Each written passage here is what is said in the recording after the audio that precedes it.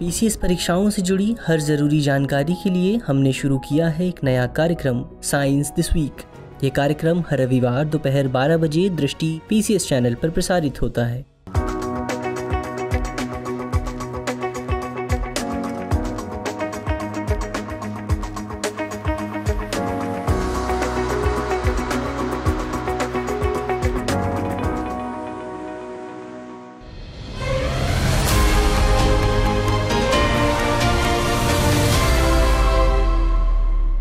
Hello दोस्तों, दृष्टि PCS YouTube channel में एक बार फिर से आपका स्वागत है। मैं हूँ गीतांजलि। आज हम पिछले एक हफ्ते की उन खास खबरों और घटनाक्रम पर चर्चा करेंगे जिनसे आरपीएससी से संबंधित जो भी परीक्षाएं हैं उन्हें सवाल पूछे जाने या बनाए जाने की संभावना होगी। तो आइए आज के सेशन की शुरुआत करते हैं और देखते हैं हमारी खबरों को। आज के एपिसोड की हमारी पहली खबर है, हाल ही में राजस्थान की कौन सी वर्चुअल कोर्ट का ई उद्घाटन किया गया है। पूछा गया है कि राजस्थान में अभी हाल ही में वर्चुअल कोर्ट शुरू किया गया है, उसकी कौन सा वर्चुअल कोर्ट है। ऑप्शंस है पहली, दूसरी, तीसरी या चौथी। सवाल का सही जवाब है ऑप्शन ए, पहली। यानी राजस्थान में पहली ई वर्चुअल कोर्ट या इसका वर्चुअल कोर्ट का एक ई संस्करण जारी किया गया है, इलेक्ट्रॉनिक संस्करण शुरू किया गया है। यह राजस्थान का पहला है। यदि बात करें कि इसकी शुरुआत क्यों की गई है, तो जयपुर के सभी आसपास के इलाकों में जो छोटे वाहन से संबंधित छोटे चालान आदि काटे जाते हैं, जिन्हें ऑनलाइन काटा जाता है, तो इन चालानों को की प्रक्रिया से बचने के लिए, इन चालानों की प्रक्रिया में जो लंबा समय जाता है किसी व्यक्ति का या फिर कोर्ट में जो भी प्रक्रिया है वह लंबी खिंचती है, इस समय को बचाने के लिए, यानी इस समय को या प्रक्रिया को कम करने के लिए ई या वर्चुअल कोर्ट की शुरुआत की जा रही है। तो ऐसा पहली बार होगा कि अब जयपुर के आसपास के जो भी पुलिस स्टेशन हैं वे ऑनलाइन जो भी चालान काटेंगे उन्हें डायरेक्ट कहाँ पर भेज दिया जाएगा, वर्चुअल कोर्ट में भेज दिया जाएगा। और ये कोर्ट है, यह भी ऑनलाइन प्रक्रिया के माध्यम से ही जो भी चालान की राशि होगी वह व्यक्ति के खाते में या उसे एसएमएस के जरिए उसे भेज दी जाएगी और वह व्यक्ति अपने समय की बचत करते हुए या तो कोर्ट की विभिन्न लंबी प्रक्रियाओं को कम करते हुए उसका भी समय बचेगा, वह उसे एसएमएस के जरिए या ऑनलाइन उसका पेमेंट कर सकेगा। यानी यहाँ पर यह पहला ऐसा वर्चुअल कोर्ट शुरू किया जा रहा है जो चालान को काटने के बाद उससे संबंधित जो भी प्रक्रिया है या समय है उसको कम करेगा। तो राजस्थान या प्रदेश सरकार की यदि बात करें तो यह कौन सी पहल होगी, यह इसकी पहली पहल होगी जहां पर ई कोर्ट या वर्चुअल कोर्ट की शुभारंभ किया जा रहा है। यदि बात करें कि जो छोटे वाहन का चालान है तो वह किस अधिनियम के तहत काटा जाता है, उसके अंतर्गत कौन कौन सी राशियां शामिल हैं, वह किसके अंतर्गत शुरू किया गया है, तो इसका आंसर है मोटर वाहन अधिनियम के अंतर्गत। इसी के अंतर्गत जो भी चालान की प्रक्रिया है वह निर्धारित की जाती है और इसके जरिए ही फिर उसे कोर्ट निर्धारित करता है कि कितनी राशि इसमें ली जाएगी। सवाल के सही जवाब की बात करें तो पहला ऑप्शन ए इसका सही जवाब होगा। बढ़ते हैं अगली खबर की तरफ। अगली खबर है, राज्य को अमृत योजना के दूसरे चरण के तहत केंद्र सरकार द्वारा कितनी करोड़ की राशि प्रदान की जाएगी या कितने करोड़ रुपए प्रदान किए जाएंगे। ऑप्शन है 3530 करोड़, 3500 करोड़, 3780 करोड़ या 4000 करोड़। इस सवाल का सही जवाब है ऑप्शन ए, 3530 करोड़। यानी राज्य सरकार को केंद्र सरकार के माध्यम से 3530 करोड़ रुपए प्रदान किया जाएगा। किसके लिए? अमृत योजना के दूसरे चरण के लिए। इससे पहले इस अमृत योजना के पहले चरण के लिए केंद्र सरकार ने लगभग 1500 करोड़ रुपए राजस्थान सरकार को दिया था। यदि बात करें कि अमृत योजना क्या है, अमृत योजना की शुरुआत वर्ष 2015 में की गई थी। इस योजना के अंतर्गत जो नगर पालिका, नगर निगम और नगर परिषद वाले क्षेत्र हैं, यहाँ पर पाइपलाइन के माध्यम से पेयजल की आपूर्ति सुनिश्चित करने के लिए और सीवेज प्रबंधन के लिए इस योजना को शुरू किया गया था। तो यहाँ पर इस योजना के दूसरे चरण को अब शुरू किया जा रहा है राजस्थान में, जिससे इन सभी प्रबंधन यानी सीवरेज प्रबंधन और पेयजल आपूर्ति को सुनिश्चित करने के लिए यह राशि प्रदान की जा रही है।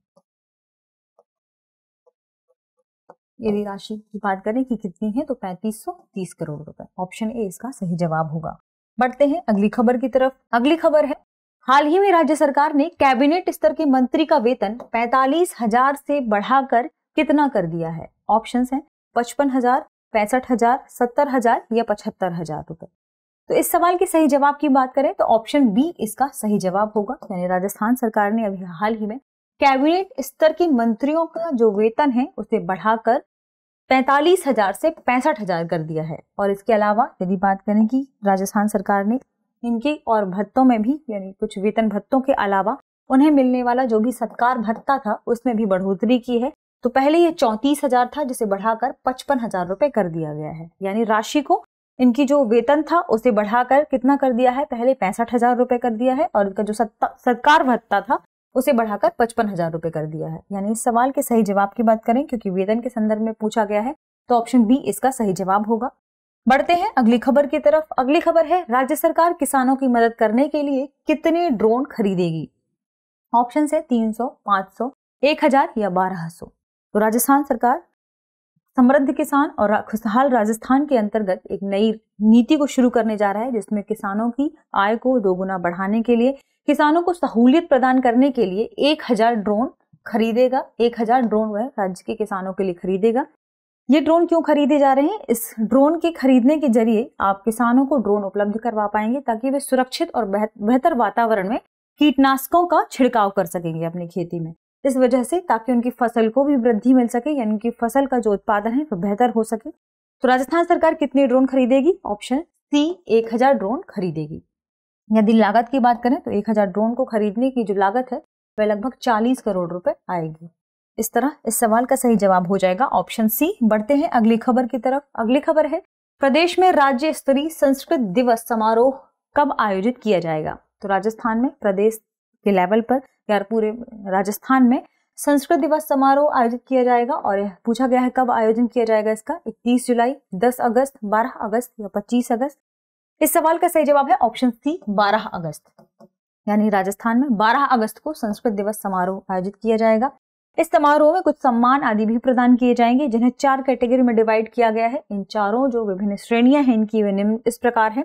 पहली श्रेणी है संस्कृत साधना शिखर सम्मान, दूसरी है संस्कृत साधना सम्मान, और तीसरी है संस्कृत विद्वत सम्मान, एवं चौथी है संस्कृत युवा प्रतिभा सम्मान। और इन चारों ही सम्मानों को 12 अगस्त को प्रदान किया जाएगा, जो भी इससे संबंधित व्यक्ति इसमें सिलेक्ट हुए हैं। तो इस सवाल का सही जवाब हो जाएगा ऑप्शन सी 12 अगस्त। बढ़ते हैं अगले सवाल की तरफ। अगला सवाल है, राज्य के कालबेलिया समुदाय के उत्थान के लिए कहां पर शिल्प पुनरुत्थान प्रोजेक्ट प्रदर्शनी की शुरुआत की गई। यहाँ पर सवाल पूछा जा रहा है कालबेलिया समुदाय के बारे में। इनके समुदाय के उत्थान के लिए विशेष प्रयोजन किए गए हैं, विशेष कार्यक्रम का आयोजन किया गया है। कार्यक्रम की बात करें तो उसका नाम है शिल्प पुनरुद्धार प्रोजेक्ट प्रदर्शनी। इसकी शुरुआत कहां पर की गई है? जयपुर, नई दिल्ली, लखनऊ या कोटा। इस सवाल का सही जवाब है ऑप्शन बी नई दिल्ली। यानी राजस्थान सरकार की कालबेलिया समुदाय के उत्थान के लिए नई दिल्ली में एक शिल्प पुनरुत्थान प्रोजेक्ट प्रदर्शनी की शुरुआत की गई है। इसमें पुनरुद्धार के माध्यम से क्या कहा जा रहा है? पहले ही जो कालबेलिया समुदाय था वो यहाँ पर रजाई और गुदड़ी बनाते थे, और इनकी गुदड़ी बनाने की जो प्रक्रिया है और उसकी जो भी प्रोसेस है वह इंटरनेशनल लेवल तक काफी प्रसिद्ध थी, यानी फेमस थी। लेकिन कोरोना महामारी की वजह से यहाँ पर इनकी जो मांग की कमी के कारण इनका उत्पादन काफी प्रभावित हुआ है, जिनसे इनकी आजीविका प्रभावित हुआ है। तो वापस से इन्हें इंटरनेशनल लेवल पर प्रमोट करने के लिए इनकी महिलाओं को इस रजाई और गुदड़ी बनाने वाली जो प्रक्रिया है इनकी वापस से इन्हें लाने के लिए इसकी शुरुआत की जा रही है। इस पुनरुद्धार जो कार्यक्रम है इसकी शुरुआत की जा रही है। कहां पर इसका कार्यक्रम आयोजित किया गया है? नई दिल्ली में इसका आयोजन किया गया है। तो इस तरह इस सवाल का सही जवाब हो जाएगा ऑप्शन बी। बढ़ते हैं अगली खबर की तरफ। अगली खबर है, राज्य के किस जिले में डेजर्ट नेशनल पार्क स्थित है? ऑप्शंस है जोधपुर, बीकानेर, कोटा या जैसलमेर। इस सवाल का सही जवाब है ऑप्शन डी जैसलमेर। यदि राज्य के डेजर्ट नेशनल पार्क की बात करें तो यह लगभग 3162 किलोमीटर तक क्षेत्र में फैला हुआ एक पूरा विशाल डेजर्ट पार्क है। यदि बात करें कि इसमें किन 2 जिलों को शामिल किया गया है या किन क्षेत्रों तक यह फेमस है, तो इसमें 2 जिले हैं, एक तो जैसलमेर और दूसरा बाड़मेर। उन दोनों जिलों की कितना क्षेत्र कवर करता है नेशनल पार्क? तो यदि जैसलमेर की बात करें तो यह जैसलमेर का लगभग 1962 किलोमीटर तक फैला है ये जैसलमेर में, और वहीं यह बाड़मेर में 1200 किलोमीटर तक फैला है, और 1980 में इसे अभ्यारण्य का दर्जा प्रदान किया गया था। तो हमारे ऑप्शंस के मुताबिक यदि हम देखते हैं कि ऑप्शन में कौन सा जो जिला है वह डेजर्ट नेशनल पार्क के लिए फेमस है, तो आंसर इसका क्या हो जाएगा? Option D Jaisalmer. बढ़ते हैं अगली खबर की तरफ। हमारी अगली खबर है, राज्य में किन जानवरों में लंपी स्किन डिसीज तेजी से फैल रही है? ऑप्शंस है गाय, भैंस, बैल, उपयुक्त में से सभी। इस सवाल का सही जवाब है ऑप्शन डी उपयुक्त सभी। यानी राजस्थान में लंपी डिसीज, स्किन डिसीज काफी तेजी से फैल रही है, जिसमें सबसे ज्यादा गाय प्रभावित हो रही हैं। यदि लंपी डिसीज की बात करें तो ये एक प्रकार की संक्रामक बीमारी है, जिससे वहां के जो सुरक्षित पशु हैं वह भी यदि किसी बीमार पशु के संपर्क में आते हैं तो उन्हें भी यह बीमारी हो रही है। कुछ गठान नुमा इसमें संरचना होती है लंपी डिसीज में, जिसमें जो पशु है उस पशु के पूरे शरीर में ऐसी गठानें बन जाती हैं, उन्हें बुखार आदि आ जाता है। यदि इसकी संख्या बहुत अधिक बढ़ जाती है या पशु बहुत ज्यादा बीमार हो जाते हैं तो वहां पर उनकी मृत्यु आदि भी हो सकती है। इसलिए ये राजस्थान के लिए काफी चिंता का विषय है, क्योंकि ये बहुत तेजी गति से वहां पर या राजस्थान में फैल रहा है। तो इस सवाल का सही जवाब हो जाएगा ऑप्शन डी, उपयुक्त सभी। बढ़ते हैं अगली खबर की तरफ। अगली खबर है, राज्य के टोंक जिले में स्थित गलवा डैम का निर्माण कब किया गया था? किसके संदर्भ में है? गलवा डैम के संदर्भ में इसका निर्माण कब किया गया था पूछा गया है। ऑप्शन है 1955, 1960, 1970 या 1980। इस सवाल का सही जवाब है ऑप्शन बी 1960, यानी गलवा डैम की शुरुआत 1960 में की गई थी। जब इस डैम की शुरुआत की गई थी तो उस समय इस इलाके में लगभग 3000 हेक्टेयर भूमि में सिंचाई का लक्ष्य रखा गया था। अभी जो कि राजस्थान सरकार है इसने इसके वापस से पुनरुत्थान और पुनरुद्धार की बात कही है, यानी इसे वापस से रिनोवेट करने की बात कही है। यदि बात करें कि रिनोवेट करने के बाद ये जो गलवा डैम है उस क्षेत्र के कितने क्षेत्र को सिंचाई के लिए कवर करेगा, तो लगभग 13000 हेक्टेयर भूमि को यह सिंचाई के लिए कहां पर कवर करेगा। तो इस सवाल का सही जवाब है ऑप्शन बी 1960।